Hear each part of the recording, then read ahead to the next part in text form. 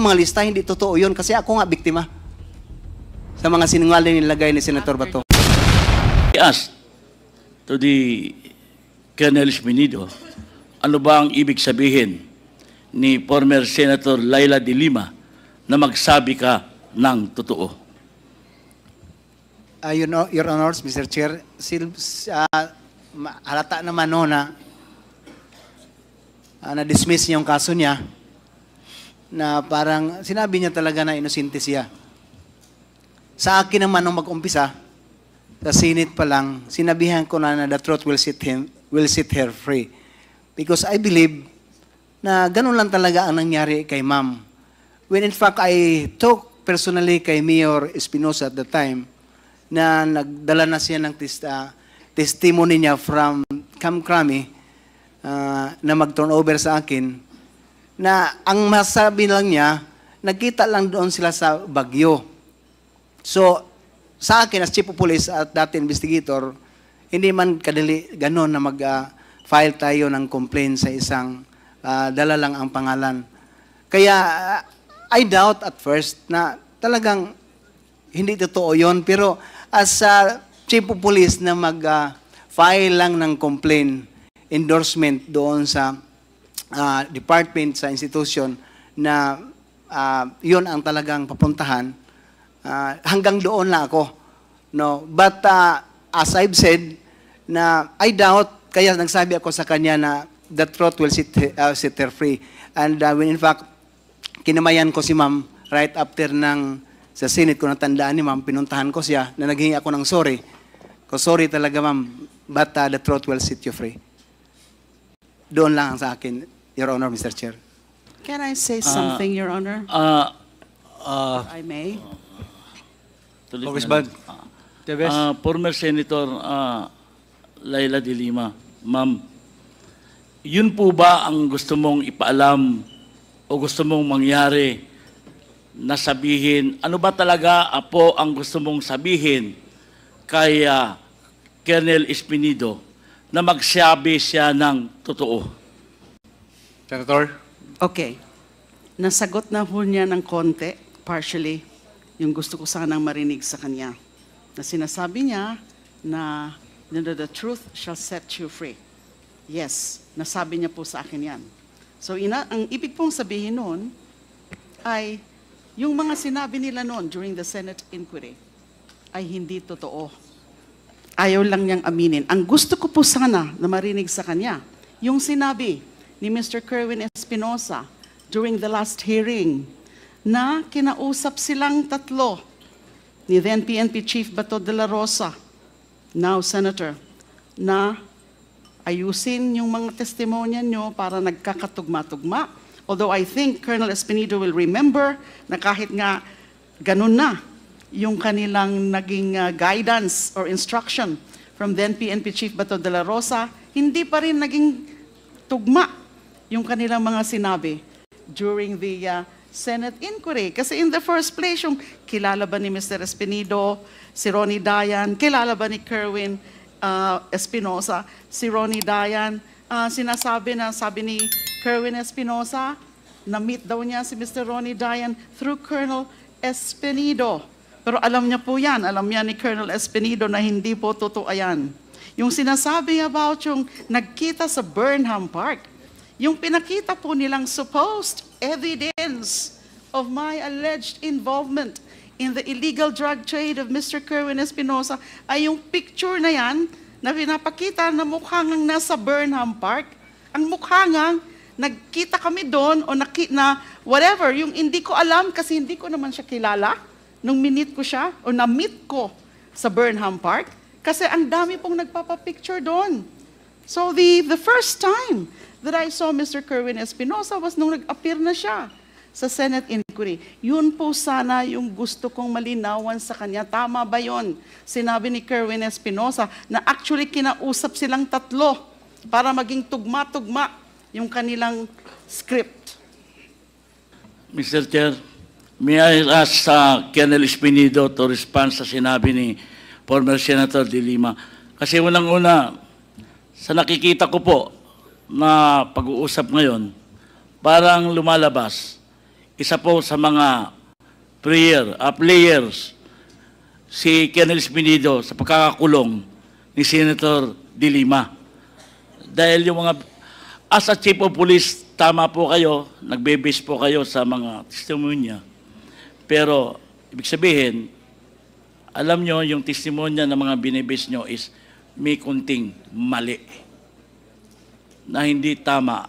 Dahil, bakit kayo kakausapin ni Senator De La Rosa, the former Chief PNP, na hindi tugma-tugma ang inyong mga testimonya kung hindi kayo bumubuo ng isang kwento?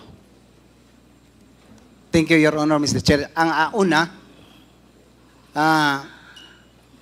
sinabihan ako ni General Bato na involved ng drugs, tumatanggap kay Kerwin before the Senate. Nung sa Senate na, hindi na ako nirecognize ni Kerwin na nakatanggap ng 20,000. Even in his affidavit, dalawa, wala ako o hindi ako nakasali. And tatlong senator natandaan ko na nag-cross sa kanya na nagsasabi nga siya na si Sir Espinido, hiningian ko ng bank account but ang reply, Bible verse lang. Okay na yon. Pero nadali din ako sa pagdala ni Kerwin ng pangalan ko na ako daw ang dahilan na makilala niya si Dayan. At the time, Your Honor, Mr. Chair, nagvoluntary ako pagbigay sa Senate ng cellphone ko. Na ma-check lang na may number si Dayan sa cellphone ko. Resign ako kaagad. Wala na, nag-wave na ako kaagad, walang abogado, sinabi ko. Kaysa hindi yun makapagtanggi tayo or makapagsinungaling, kung nandyan talaga ang cellphone ni Dayan sa cellphone ko, kung kilala kami ni Dayan, talagang may number ako sa kanya. Doon na nagsalita ang Senate na nagsasabi tayo ng totoo. Kasi bakit matakot tayo, Your Honor, Mr. Chair, na totoo man ang sinabi ko na never din na si Senator Bato, si dati Chief PNP Bato, na magsabi sa akin na okay, yon ang ginawa nyo tatlo, gawin nyo tatlo para magkakaisa yung testimony. Hindi kasi hindi ako sang-ayon lahat kung ano ang isabi sa akin ng senior officer ko. As long na legal yan, okay sa akin. Makikita naman, Your Honor, Mr. Chair, na ako sinali nga. And I am one also a victim sa sali-sali lang sa lista ng drugs. Nilagyan pa ng high value target si Espinido. So, kaya ako magsasabi din na siguro yung mga lista hindi totoo yun kasi ako nga biktima sa mga sinungaling nilagay ni Senator Bato. Thank you, Your Honor, Mr. Chair. Mr. Chair, hindi kaya nilagay yung pangalan mo dahil hindi ka na sumusunod sa gusto nila sa bandang huli? That's one of the reasons, Your Honor, Mr. Chair. Ilan po ba ang napatay nung panahon sa war on drugs? Sa war on drugs sa Albuera, ni isang namatay sa Albuera. Sa Ozamis, sa 2 taon ko may siyam. Sa 2 taon. Sa Bacolod, never ni isa na namatay sa war against illegal drugs. Your Honor, Mr. Chair. Ilan ang nakuha mong reward? Kung reward lang, matandaan ko, Your Honor, Mr. Chair, kasi may resolution ang Ozamis, si Mayor Aldong Paruhinog at the time, na kung may makahuli ang pulis ng isang malaking drug pusher, may 100,000 na ibigay from the local government unit. So nakakuha kami ng 600,000. Nakatanggap together with the presence of the MILGO na nandoon na ako ang tumanggap ng pera at saka plaque of appreciation na nakahuli tayo ng worth of 600,000 ang binigay ng local government unit sa PNP ng Ozamis, Your Honor, Mr. Chair. Mr. Chair, di ba pinag-uusapan natin yung reward system na sinabi ni Colonel Garma? Di ba sabi niyo may napatay kayong mga sa war on drugs? Ang tanong ko ngayon, ilan yung galing sa nasyonal na pera ang natanggap mo para sa war on drugs? Hindi yung galing sa lokal. Your Honor, Mr. Chair, siguro sa Ozamis, to tell you the truth, no? Maski tanungin niyo si Sir Bato ngayon kung saan siya. Never nakabigay si Senator Bato na sa akin ng ₱1 since sa pag-upo niya nakasama kami. Never. Lalo na yung reward, Your Honor, Mr. Chair. Kaya siyempre, sikreto na yon. Bakit hindi ako pagbigyan? Hindi ako binigyan niya ng legal na suporta naman lang.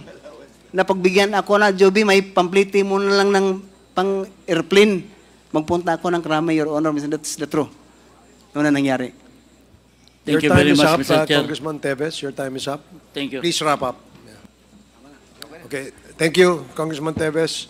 So the last interpellator before we shift to another resource person for today is Congresswoman Arlene Brosas. You have 10 minutes. Yes, thank you, Mr. Chair. Very, very short lang, Mr. Chair. I have two questions, Mr. Chair. The first one is for Senator Laila de Lima. Yung RA 9851 po, may prosecution na ba dito niyan? Mr. Chair, Your Honors, as far as I know, there's none yet. Yan. Kaya nyo po minimension yung RA 9851 ay sa pagkakaalam ko because of the Section 17, tama? Yes, one of those. Yes. Oo. In the interest of justice, the relevant Philippine authorities may dispense with the investigation or prosecution of a crime punishable under this act if another court or international tribunal is already conducting the investigation or undertaking the prosecution of such crime. Instead, the authorities may surrender or extradite suspected or accused persons in the Philippines to the appropriate international court, if any, or to another state pursuant to the applicable extradition laws and treaties. So yun po, parang dahil doon, maaari ito ang maging legal basis para yung akusado ay pwede talagang ma-extradite. And we'll go through the process of the ICC. Yes, although as you said, maaari, because the law, the provision speaks of may. So it's not something that is mandatory. So it all depends on the relevant Philippine authorities kung gusto nilang gawin yun. Yes, thank you, Mr. Chair. Mr. Chair, yung second question ko po ay kay Attorney Maria Cristina Conti. Attorney, Mr. Chair, yung gusto nating malaman, bakit yung mga biktima, they would want na sa ICC magsampa ng kaso? Bakit, 'di ba? Bakit kasi walang walang domestic case eh. So bakit 'yon ang pinili ng mga biktima? Yes, thank you, Mr. Chair. The timing of the filing of the complaint or the communications before the ICC is also one point to consider. We filed it in 2018 at the height of the Duterte administration and at the height of the killings. First, one of the reasons is that there's presidential immunity for domestic suits. Second, there is complicity of politicians and people in power. There were high officials were complicit in the crimes as suspected. And in fact, they even had officials in the IAS installed. Attorney Triambulo, whom I have identified as one of those appointed by Duterte, so that he could shield officials or police officers from liability. Also, there was security considerations for the victims who may themselves be the subjects of tokhang operations. Politically, it was not conducive to file any criminal charges in the Philippines regarding the war on drugs at that time, because there was also a refusal of the government to consider this as a systematic attack on the people. Until today, actually, the investigation center on individual crimes, and that the working theory, I guess, for the Philippine government is that these are rogue police officers who just violated protocol. And so for us, in the interest of justice, as was mentioned, the ICC at that time was an effective remedy. This was also in the context of the killings of lawyers and judges who in any way was involved in any drug-related cases. Also logistically, and this is different from, well, this is logistically different from investigations in the Philippines. At the ICC, you file communications. And for the ICC at one point they said they received 53 communications. They tend to look at all these communications all together before starting with an investigation and eventually trial. In the Philippines, you would have to have built a case, and if there were many victims, they would have filed separate charges in different places, and it would be a nightmare to consider them all. So before the International Criminal Court, the Philippine situation is under review. And there is no case yet, but it is under one investigation for all acts of widespread and systematic killing, the acts of murder and other inhumane acts, Your Honor. Thank you, Mr. Chair. I think nakuha ko po yung gusto kong marinig doon kasi parang hindi talaga level playing field dito sa Pilipinas. And second, hindi pwedeng imbestigahan nila yung mga perpetrators, yung sarili nila. So, Mr. Chair, that's it. Thank you, Mr. Chair. Thank you, Chair. Congresswoman Mr. Chair. Rosas. Mr. Chair, Mr. Chair, before we very go quick. to the other, can I just ask for clarification kay Candice Pinito, Mr. Chair? Okay, you're recognized, Congressman Abante. Colonel, it was under your watch na napatay si Mayor Navarro and Mayor Spinit and Mayor Paroyunog, di ba? Mayor Espinosa, Your Honor, Mr. Chair. Pero nung napatay si Mayor Parahinog, sino ang station commander nun sa Osamis? Ako ang sa Osamis, Your Honor, Mr. Chair. Okay, so search warrant ng CIDG. So therefore, nung panahon mo, napatay si Parahinog at si Navarro. Hindi, si Navarro, si Mayor Espinosa yun, Mr. Chair. Si Mayor Parahinog. Si Mayor ang Paruhino napatay. ang sa Osamis. Oo. It was under your command at Yes, that time. Your Honor, Mr. Chair. Oo. So yun nabigay sa iyo ng 600,000. Si Kwan, hindi pa yun nangyari, Mr. Chair, yung pag-operasyon sa application sa search warrant kay Mayor Paruhinog. Mga 4 months, 3 months, mag-umpisa ako sa Osamis. Si Mayor Paruhinog mismo, Mr. Chair, ang nagbigay ng reward sa mga Okay. nahuli.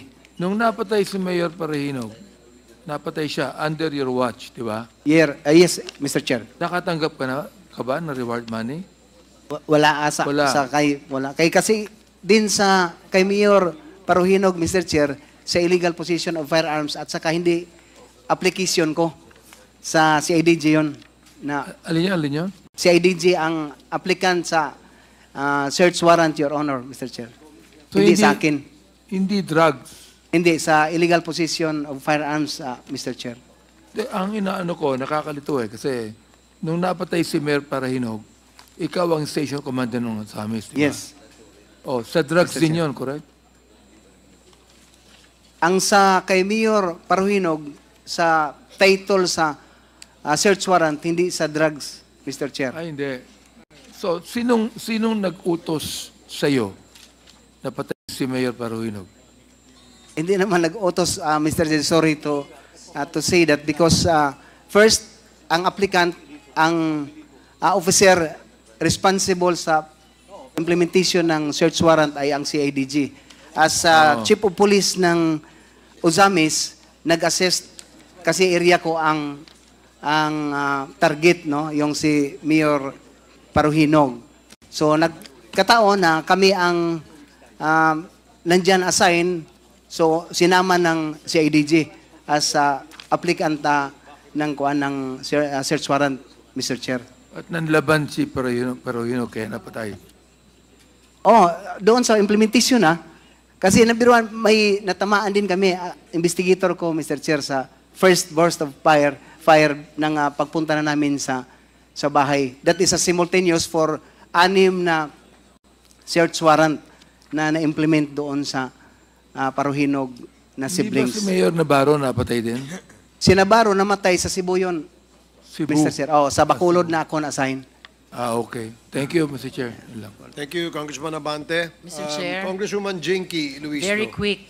Very quickly. I was listening to the interpellation of the Honorable Teves, and I want to clarify for the record the answers of Colonel Espinido. Colonel, were you the one who introduced Kerwin to Ronnie Dayan? Yes or no? No, Your Honor, Mr. Chair. Before the Senate investigation, have you personally known Senator Laila de Lima? Yes or no? Yes, How? Your Honor. Na siya naging head ng CHR, Commission on Human Rights, when I was assigned in Leyte. Nagpunta pa nga si Ma'am sa Samar, kung natandaan niya, sa Samar. Pagkatapos, naging DOJ, Secretary, nag-run for senators, senator din, na senator din si Ma'am. In relation to her alleged involvement in drug operation, have you known Senator De Lima before the Senate investigation? Yes or no? Sa drugs, hindi. Yes or no? No, Your Honor. Before the Senate investigation, have you known Kerwin Espinosa? Yes or no? Yes, Your Honor. How? That he is involved in illegal drugs together with his father. But in relation to the alleged transaction with Senator Laila de Lima, have you known Kerwin Espinosa before the Senate investigation? I don't know. Yes Your Honor. or no? No, Your Honor. Before that Senate investigation, Colonel Espinido, in relation to the alleged involvement of Senator de Lima, have you known Ronnie Dayan? No, Your Honor. There's also a testimony coming from Kerwin Espinosa that you and him were instructed to talk with each other to make sure that your testimonies against Senator De Lima is consistent. Do you confirm this? Yes or no? I confirm, Your Honor. With your answers to my questions, Colonel Espinido, this afternoon, are you retracting all the testimonies that you gave against Senator De Lima during that Senate investigation? Yes, Your Honor. Thank you, Mr. Chair. Thank you, Congresswoman Jinky. Okay, we'd like to thank former Senator Laila de Lima for accepting our invitation to become one of our resource person for today. And we will now move to another resource person that we invited. And